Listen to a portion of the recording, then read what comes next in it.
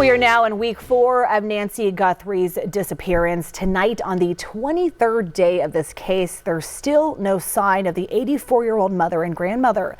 Investigators are working a number of leads, and one of them tied to DNA at Nancy's home.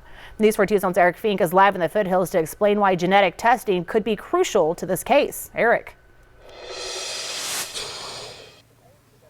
Hi there, Monica. The biological evidence that investigators found inside Nancy Guthrie's home is getting analyzed right now. It is being tested right now. I spoke with a DNA expert earlier today who says that DNA is a mixture of DNA, and that could make things more challenging. Now, the Pima County Sheriff's Department says that this is a mixture of DNA, and Cecilia Moore is a DNA expert who's helped law enforcement on hundreds of cases in the past. She says given that the DNA collected at Nancy's home is a mixture, it makes things more difficult to isolate that DNA to zero in on one person.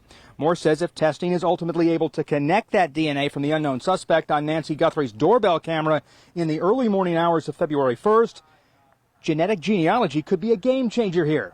But it hasn't happened yet. It's disappointing that they haven't been able to isolate one unidentified male's DNA from Nancy's home, because that would obviously be the most promising piece of DNA evidence that they could have. And if they had that, there would be no doubt that we would eventually identify that DNA contributor through investigative genetic genealogy if no other methods were to pan out.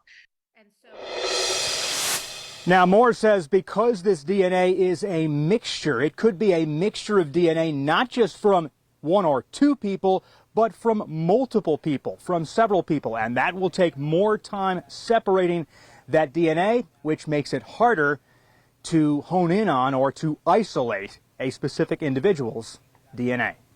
We'll have more at 6. We're live in the foothills. I'm Eric Fink, News 4, Tucson.